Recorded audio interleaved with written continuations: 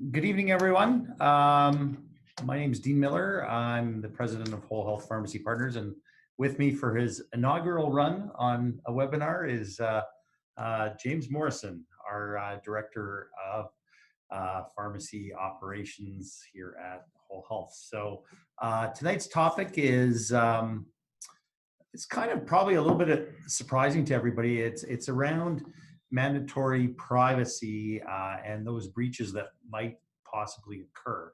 So we've got a short presentation of about 20 slides, and then we'll open it up for questions. But please ask any questions that you may have by just clicking on your chat function on Zoom, and we'll kind of get to those as we go. So before we get going, just a few things. This call was opened up, or this webinar has been opened up for not only Whole Health members, but pharmacists in general across Ontario. So welcome to everybody. Just before we get going, James and I share sort of a commonality here, and this is a good lead-in into tonight's presentation. It's that we both sit on ICRC at the college, and over the last couple of years, we've certainly seen an increase in complaints and around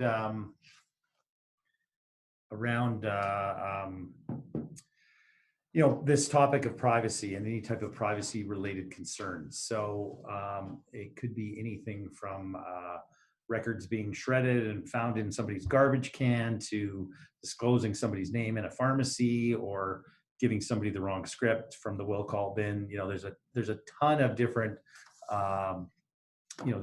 different things that could possibly go on that would cause a privacy breach. And James is going to go over the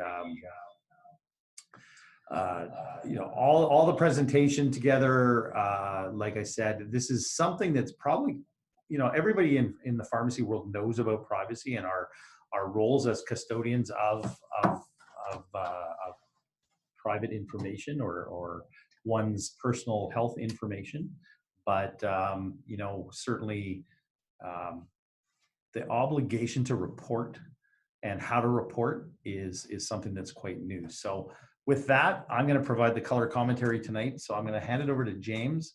And like I said, just a reminder that if anybody has any questions, please speak up, and we'll all monitor them and we'll answer them as we go. So James, over to you. Great, thank you, Dean. This is also live on Facebook. So if you're watching on Facebook, you can type a question there and we'll get to those questions at the end because we're not savvy enough to monitor multiple locations.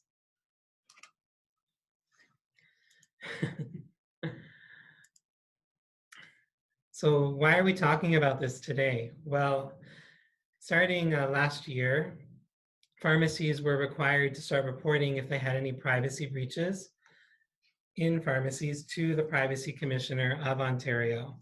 So that relates only to pharmacies in Ontario. So if you're watching this from outside the province, please be aware that this does not apply to you. So operators of pharmacies, so pharmacy owners, are considered health information custodians under the Personal Health Information Protection Act. So that's PHIPAA. So this legislation applies to pharmacies. So beginning recently, I've noticed there's a lot of newsworthy stories that have been appearing across Canada where pharmacy breaches have occurred in relation to pharmacies, privacy breaches, and the media has been picking up on these at a great rate. So for example, in Alberta, there was a pharmacist who accessed 104 patient medical records, and they did not have a relationship with those patients or any reason to be looking at the records. And in New Brunswick, there was a couple news pieces where a pharmacist was snooping in private health records, looking at family members and a deceased colleague. And then there was another New Brunswick example where patient health information was being texted and it landed up in the hands of somebody outside the patient's circle of care. A recent big news story out of Nova Scotia, there was a pharmacy manager who was abusing their position to look at the records of 46 people, like friends and neighbors, people that had no business looking into their information. Just a few months ago, out of Nunavut up in the territories, a lot of pharmacy records were found that made their way into the landfill that were not shredded in a way that protected patient identities. And there's been some examples out of Ontario where a pharmacist posted prescription images on a Facebook group and they were seeking clarification, but at the same time disclosed patient information to a number of individuals outside of the pharmacy that had no business to see that information. And something Dean and I see a lot at Complaints Committee is pharmacy records disposed of in a careless manner, for example, in dumpsters or blowing around parking lots that should never have landed up there in the first place. And then even Little PEI had a news story where an assistant was accessing private health records of another employee that they weren't involved in the dispensing. And I think that James brings up a good point, because these, everyone thinks of pharmacy errors and what goes to the college as things like, I made a mistake on a prescription, or I put the wrong SIG code on a prescription or something. But these type of incidents where you might have you might have those records blowing around the parking lot, or someone was looking in a dumpster, or somebody found an old prescription vial with somebody's name on it. These are pretty commonplace occurrences, and they're subject to the same pathway as all those other medication incidents and things like that. They can go through the college system, and a pharmacist can get reprimanded through the complaints committee. We haven't seen, James, too many that went to discipline, but certainly that could potentially be an outcome. If it's a pretty significant breach. Yeah, I agree with Dean where a lot of these incidents haven't yet gone to discipline. There are some examples where they did, but we're seeing more and more attention to privacy breaches. So it's top of mind for a lot of regulators across the country. And that example with the pharmacist posting images on Facebook of prescriptions, that did go to discipline.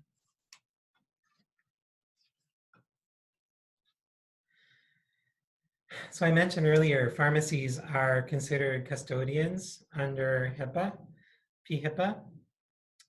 So with that comes certain obligations. So we're required to protect personal health information against theft, loss, unauthorized use, and disclosure.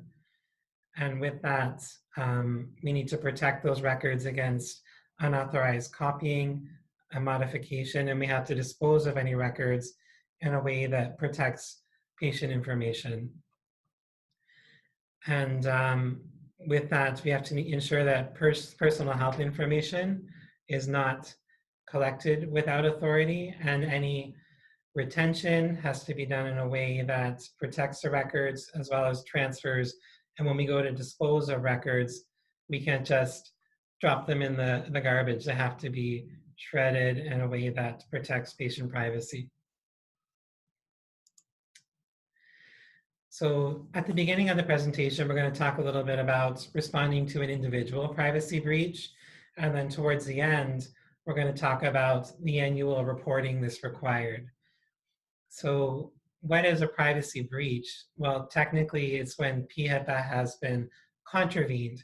So that includes when records are stolen, lost, or disclosed without authority. And a pharmacy, with a person like a health custodian, can become aware of a breach in a number of ways. So during your day-to-day operation of a pharmacy, for example, you might become aware that you accidentally disclosed a patient's information or records have been lost. And then like a patient may come to you and say, I've received another individual's records. So if an individual makes a complaint to you at the pharmacy, some of the more scarier ones is when a formal complaint has been filed with the privacy commissioner, or when an investigation has been launched by the privacy commissioner. So should a breach occur at the pharmacy, what we need to do is implement a breach protocol. We need to stop and contain that breach and notify individuals that have been affected. So if we accidentally disclose a patient's information to another individual, we have to do our best to notify that patient. And then lastly, investigate and remediate. So remediation involves preventative steps to stop the breach from recurring. And that's a good point that James brings up, because when these things come up, and they go potentially to the college, taking proactive measures to correct the situation, and even proactively look at your own remediation and what can we do internally as my staff, my other pharmacists. Now that's the first step in dealing with this type of thing properly. And certainly from our experience, James, I think we kind of share the same thought that that's a great way to help manage any issue that might go by the college as well, is to ensure that you've done something on your own, not the college telling you have to do it, but you've done something on your own. Yeah, and when a serious breach, we're going to talk about which types of breaches require reporting. So if one of those breaches, somebody complained to our college about that, and there was an investigation into the complaint, and then you didn't also submit with your response that you had reported that to the privacy commissioner, then there might be some questions about, well, was that reported or not? Because now we're being held to that obligation that privacy breaches of a certain degree must be reported. And we're going to talk about which ones right here. So when do you report a breach? So it's not those one-off accidental like bagging errors that need to be reported. So if you accidentally disclose a patient's information one time, well, you need to record that and it gets included in your annual statistic reporting, but you don't have to report it right away as a privacy breach to the privacy commissioner. It's those more serious breaches that require immediate reporting throughout the year. So that's if you have accidentally, for example, you disclose someone's information, but then there was further use or disclosure of that information after the breach. If information has been stolen, so if your pharmacy was robbed and they stole your computer database or patient records, that would need to be reported right away. If there's pattern of similar breaches, so in my mind, something that I see a lot in pharmacies is repeatedly faxing to the wrong number. So if we constantly disclosing information to the wrong source and we become aware that we have been doing that, of course, implement your breach protocol, but with that, you'd have to report that to the privacy commissioner.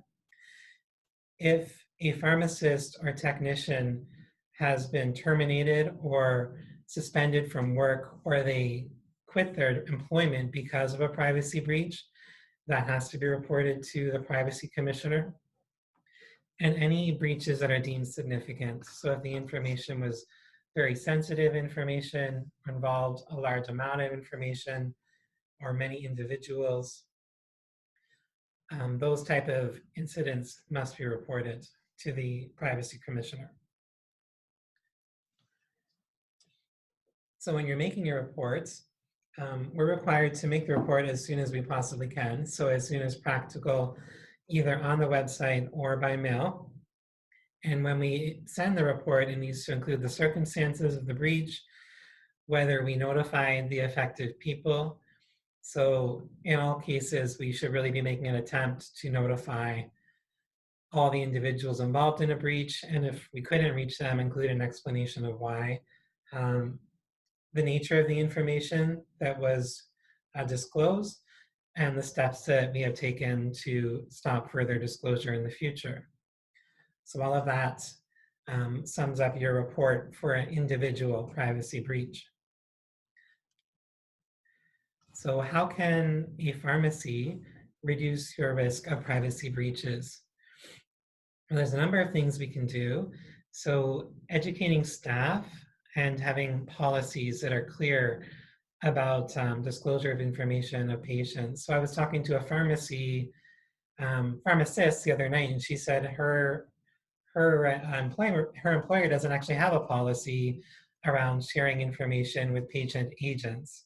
So that's something a lot of pharmacies are getting into now, where they're having patients declare or sign something indicating who may access their health records. So whether their spouse can or their mother can, having clear policies around who may access patient information for that individual patient can help protect the pharmacy.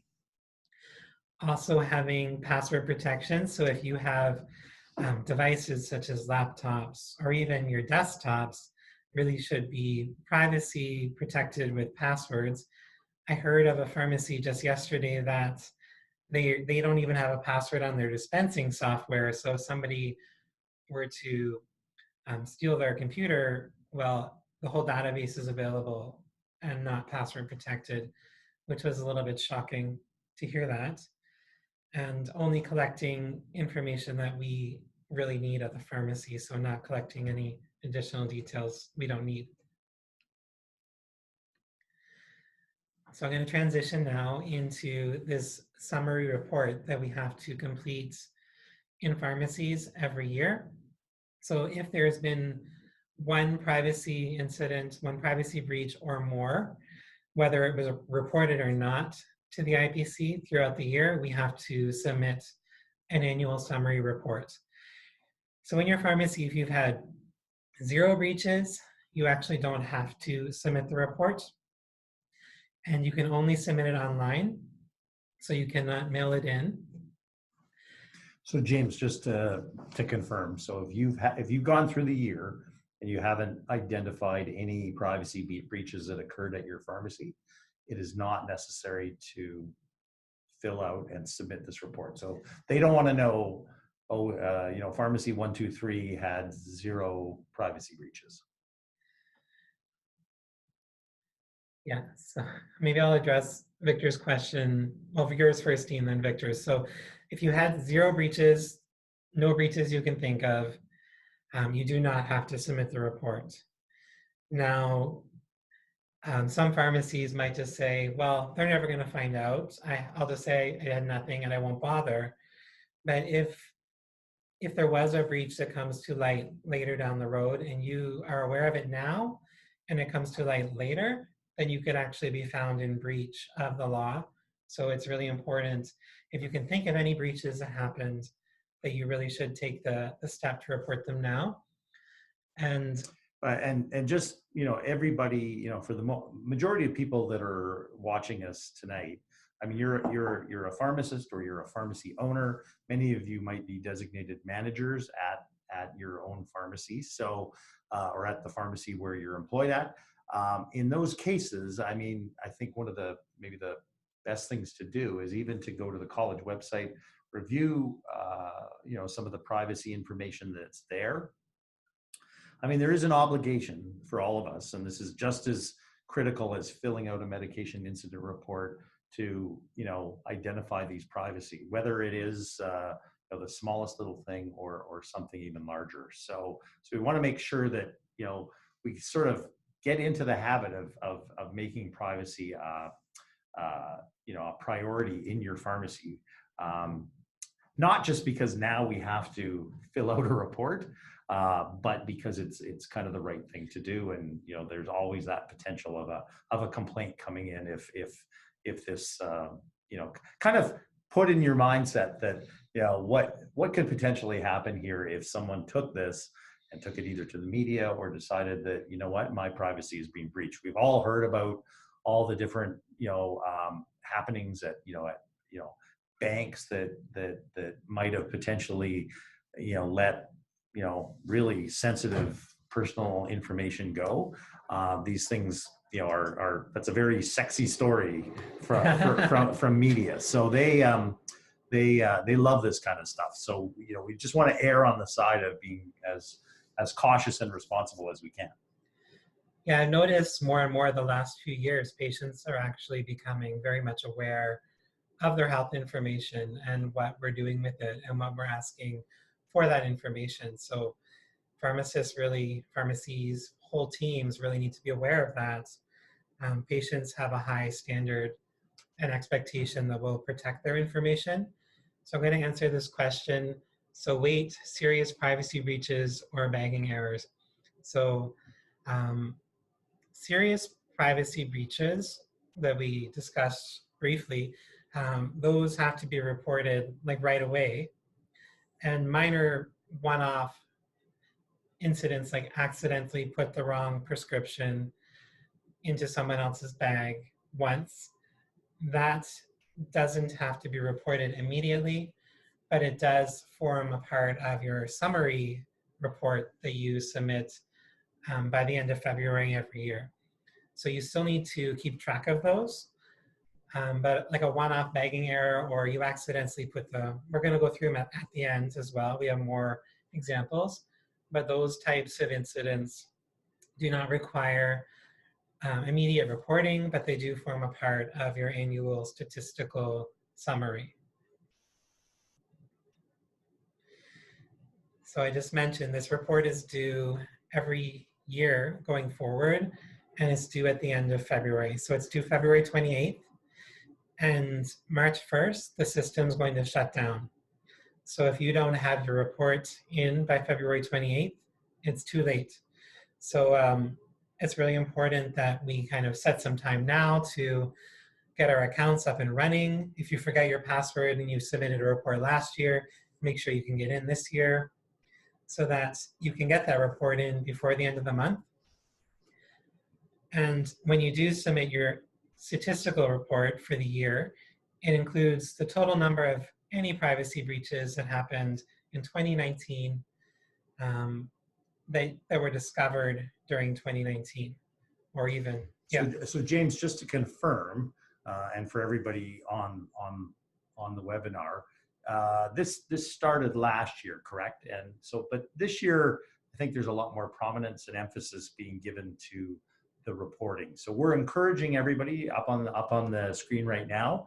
It says the report is due on or before February 28th of each year, and it starts with opening up an account, right?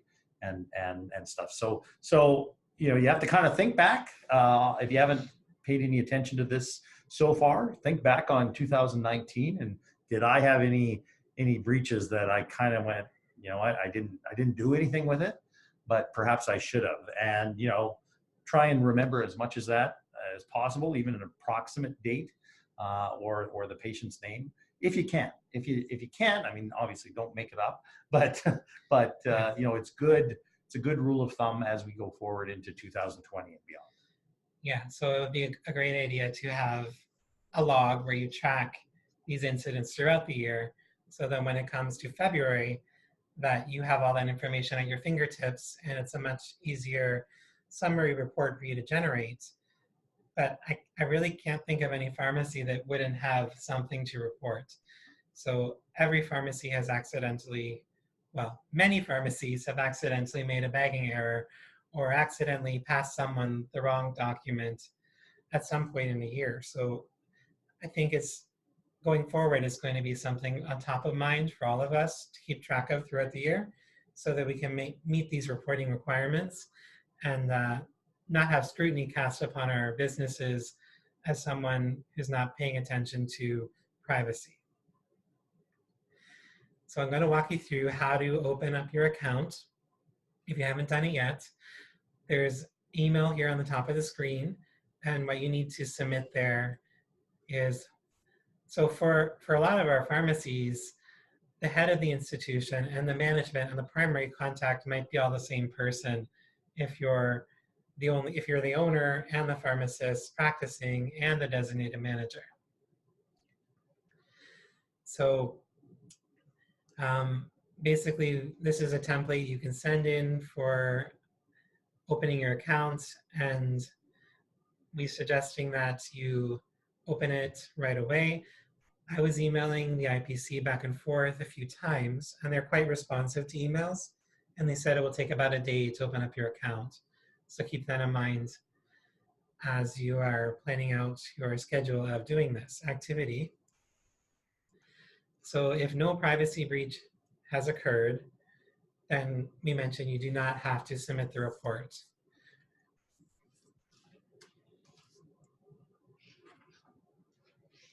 Should we address that now? Yeah, so we have a question that's come in. It's last year, I contacted the Privacy Commission. They told me I couldn't open an account. They only wanted me to do so if I had something to report. Well, that's a good question. So when you're opening an account, you don't need to tell them whether or not you have something to report. So that's not part of the, if you look at what's required to open your account, it's your contact information essentially. And there's nothing there about whether you had a breach or not. So I think it would be a good practice to get your account set up so that you have that ready and you've already met that expectation to have an account ready for reporting. And if you've been lucky enough, you ran the business all year with 0 breaches, wonderful. But I think that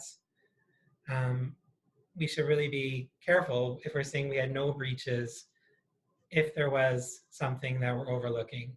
So going forward, it's very important we keep a very good record of what's happened throughout 2020. So when we come due for next year, if there was 5 bagging errors and 3 misdirected faxes, that we can include that in the report. And I'm just guessing that, but perhaps last year, even from the Privacy Commissioner's perspective, that perhaps this wasn't quite as urgent a situation. I'm not saying it's absolutely like urgent. Oh my God, something's going to happen to me if I don't get this done. But I think there's more emphasis here in 2020 on making this. And I know everyone's going to say, "Wow, more documentation that's needed." In pharmacy, don't we do enough of that? But certainly, as James and I related in the early part of this webinar, these kind of get held in the same sort of regard as medication incidents and different complaints that come into the college. So by doing this, we want to make sure that everybody's protected and you've sort of done your duty to the Privacy Commissioner, because we'll talk a little bit at the end about what might happen if you don't do this. That's right. And we already alluded to a couple times through the presentation that we're seeing increased focus on privacy throughout healthcare. So I think it's really important that pharmacy does all we can to support that and toe the line and make sure that we don't put a target on our backs as somebody who's in breach of all these requirements. Like, we want to be checking every box and making sure we're compliant.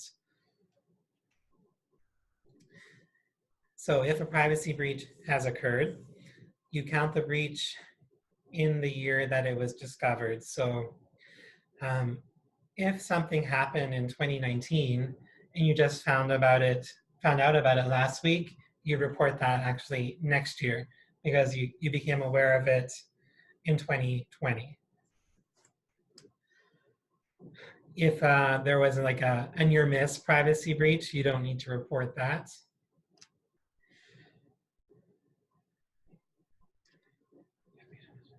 Right, and we discussed those minor breaches, for example, a bagging error.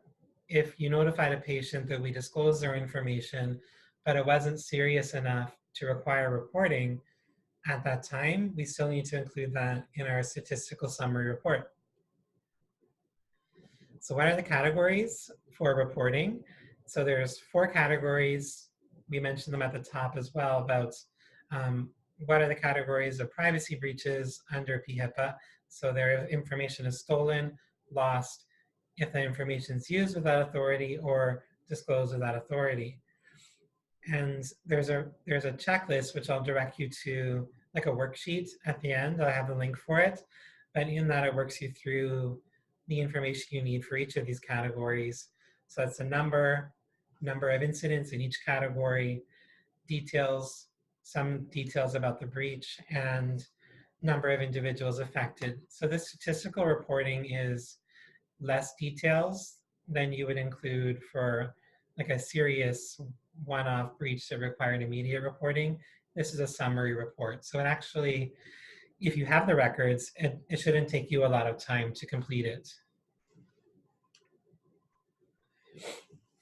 So one thing to keep in mind, they don't want us double reporting a breach. So if a breach might fall under more than one category, you just choose one of the categories to report it within. So for example, if an employee accessed personal health information without authority and then shared that information to somebody else, that's technically two types of breaches.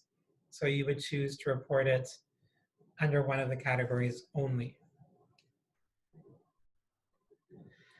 So I'm going to walk you through some examples of each of the four categories. So say you had left a bottle or a document on the pharmacy counter for a moment and somebody took it, well, that would be stolen. And you would report some details. So the theft was by a stranger and it involved one individual's information. An example for lost.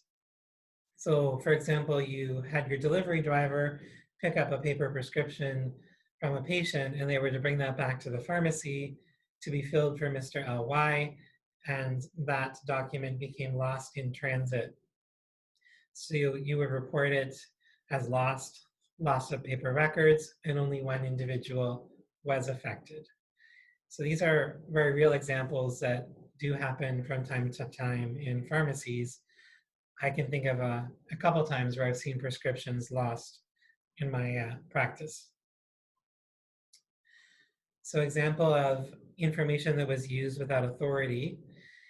So you have a pharmacist who's collecting information from the patient database, and they've used that information to contact 40 patients without consent to complete a survey about the medical services from the physician next door. So that would be using information without authority, and it involves unauthorized use through paper records. So that language might seem funny, but that comes out of the checklist. And then there was 40 patients, so they give you these ranges. So that would be between 11 and 50 individuals affected. So an example where information was disclosed. So for example, a couple here where one is a bagging error. So you put Mr. GH received one of Mr. PT's medication vials. So the category would be disclosed without authority, and unauthorized disclosure was through other means, and one individual affected. And the second example here is two receipts for two separate patients went into another individual's bag. So that would be, again, disclosed without authority, and the disclosure was through paper records. And between 2 and 10 individuals were affected.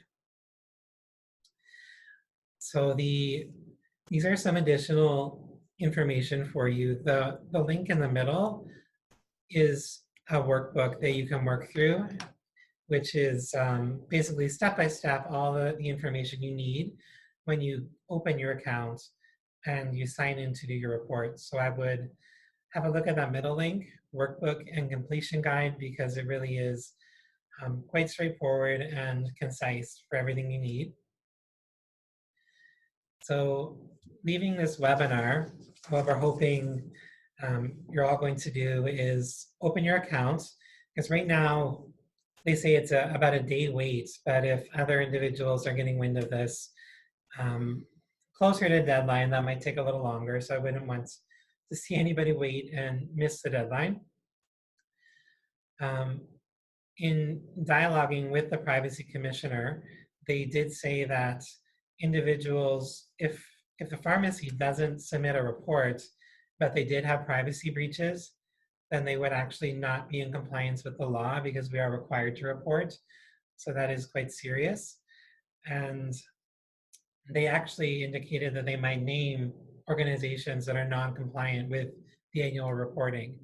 So I wouldn't want my pharmacy to end up on that list. So I think what James is describing is almost the worst possible scenario, and we're talking about sort of opening up an account. We're talking about starting to make privacy reporting a habit and document it at your pharmacy. I see this almost as the worst possible scenario that could happen is you don't fill out anything, you don't submit, you have no record or documentation of a privacy concern that's popped up, and then all of a sudden after the fact, you know it's in the media. The privacy commissioner notifies you of a privacy breach and you have no record of it.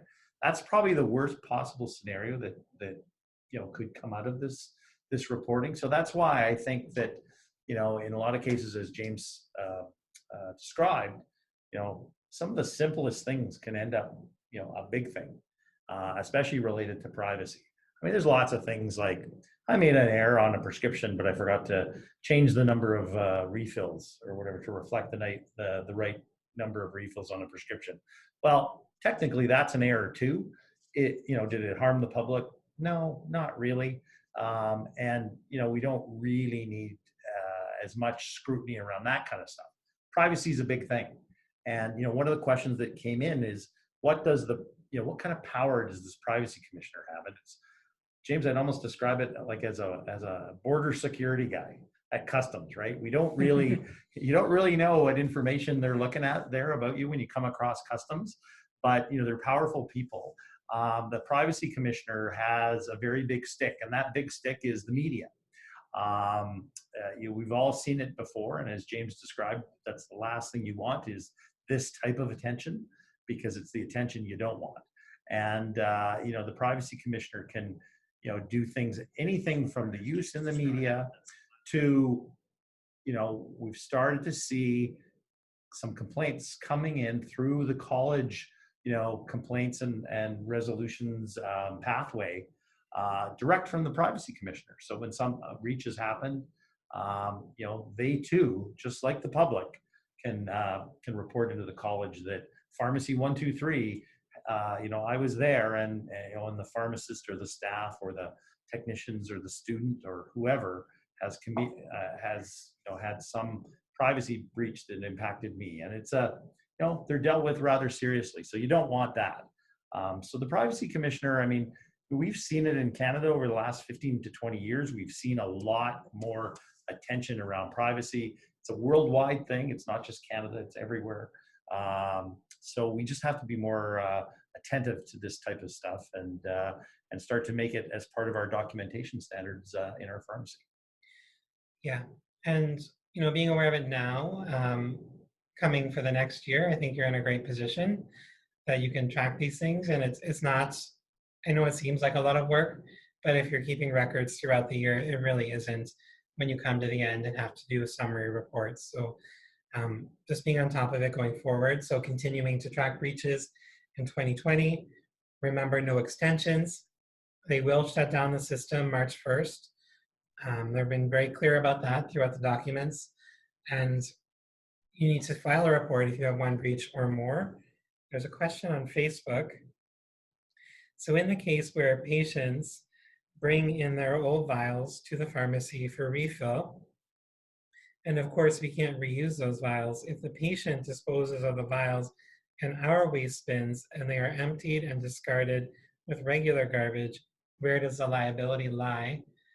Really good question. In my mind, I would say if you're receiving those vials into your pharmacy garbage, that you're responsible to make sure the patient information is blacked out.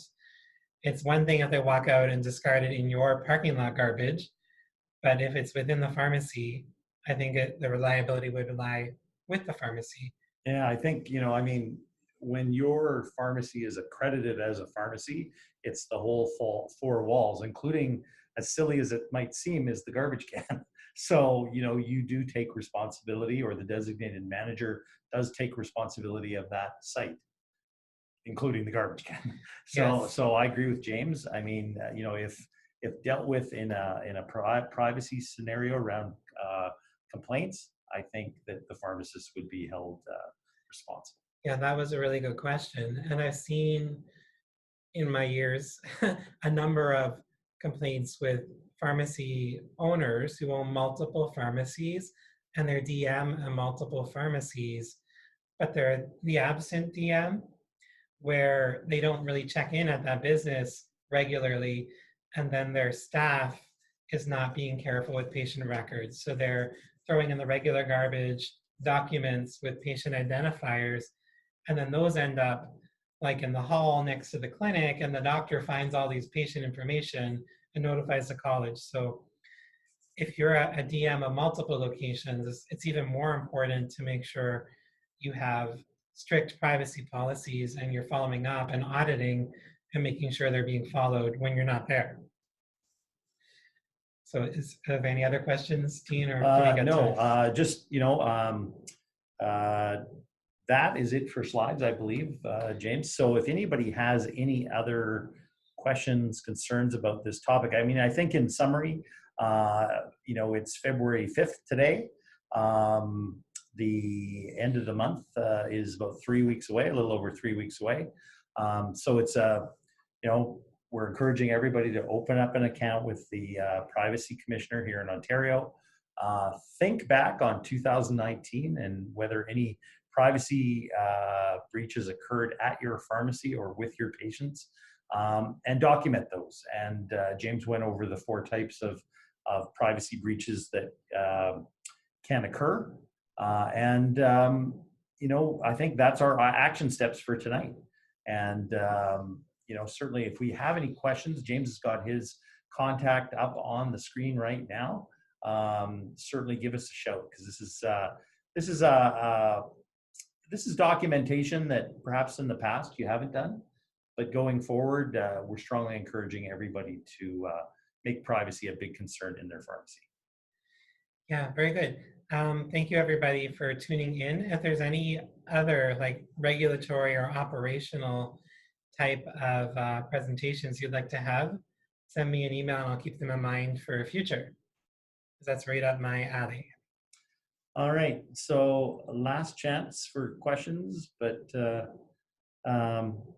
seeing none, I think we'll sign off for the night. Take that one offline. Yeah. All right, thank you everybody for tuning in and giving us part of your Wednesday night. Everybody drive safe tomorrow. It's supposed to be a big storm coming. So with that, good night and thanks for listening.